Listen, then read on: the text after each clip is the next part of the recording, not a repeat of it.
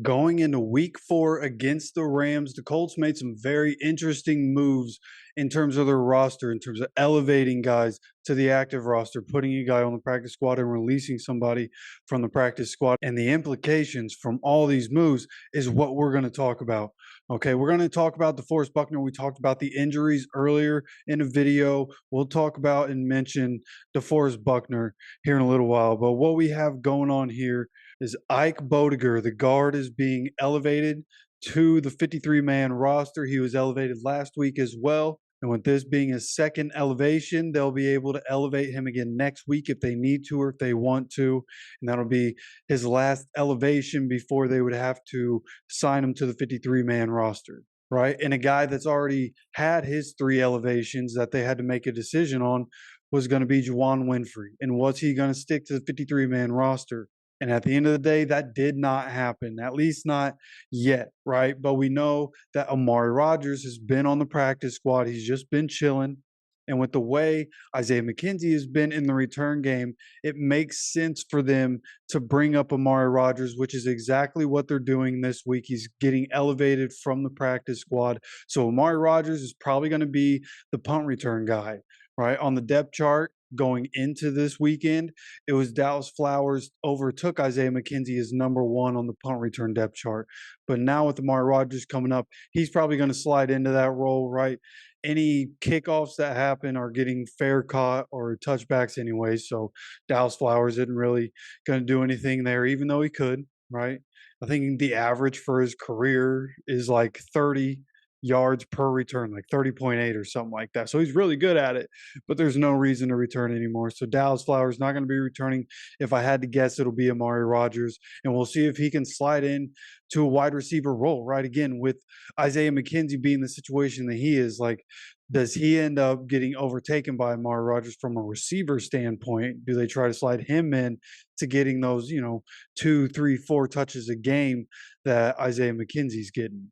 So this is a very interesting move. It'll be interesting to see if they decide to use Amari Rodgers in those 3 elevations. I assume that's what they're going to do from a cap space standpoint. It just makes sense to do that.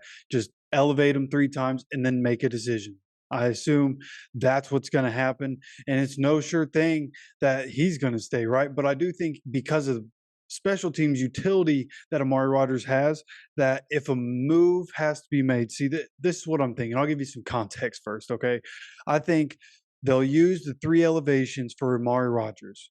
And then when it comes time to have to make a decision on what we're going to do at wide receiver, I think there's a chance that Isaiah McKenzie, as we're getting closer to the deadline, Isaiah McKenzie could go ahead and get traded since he has a 1-year deal, right? Instead of kicking him down to the practice squad, you go ahead, trade him to somebody that might want him or might need him at that point in the season. And then you can keep Amari Rodgers as your number 5 receiver.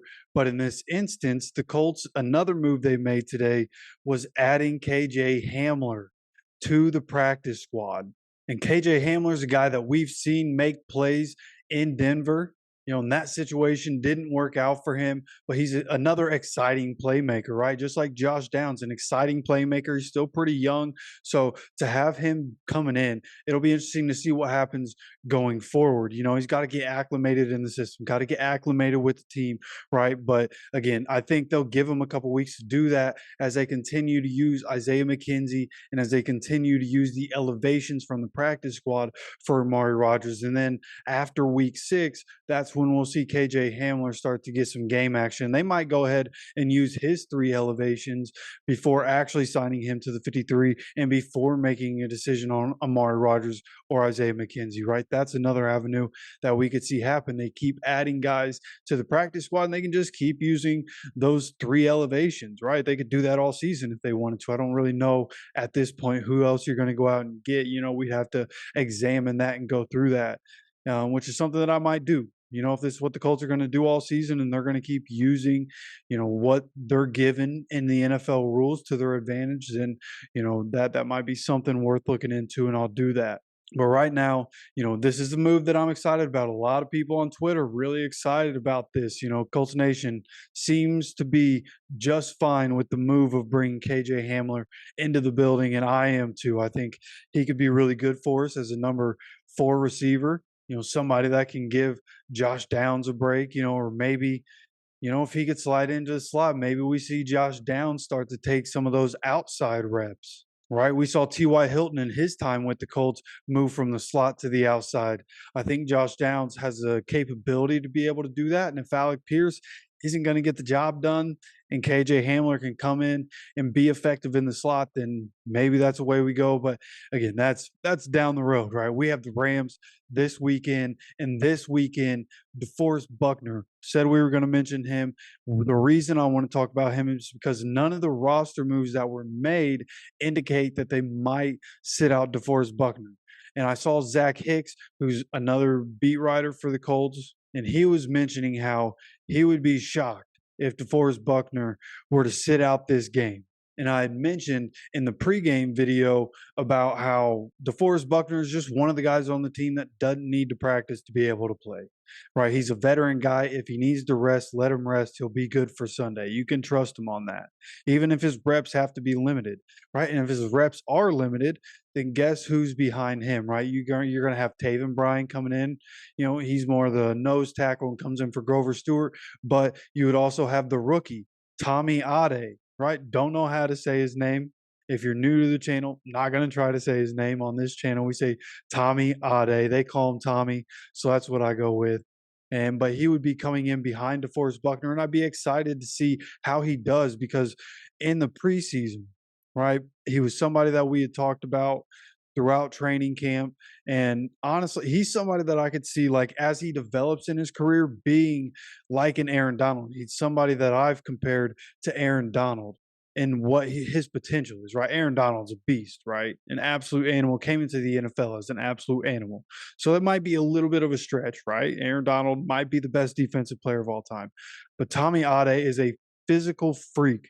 The way he's built, the way he can move as quick as he is for as big as he is, there's a lot of potential there. And I think it'll be valuable, right? If DeForest Buckner's reps are limited, this Rams O-line isn't the greatest, so this would be a good opportunity for him to come in, get some experience on important downs, or you save the important downs for DeForest Buckner and have Tommy Ade playing pretty much the rest of the game, right? Again, good experience for a rookie. And the way the rest of the defensive line's been playing all day, he's a guy that could end up with a lot of one-on-one situations, right? You could see Grove getting all the double teams and Tommy Ade having a chance to be able to get the one-on-ones and show what he can do. Okay, so we could have DeForest Buckner, could see a lot of the rookie in this one, but I think Grover Stewart has a chance to have a big day. And either way, Rams offensive line isn't much of a concern. So I think our guys are going to eat up front. Okay, so that's going to do it for this update. I appreciate you stopping by. If you're not already subscribed, please hit that subscribe button. We're going to be going live tomorrow for a play-by-play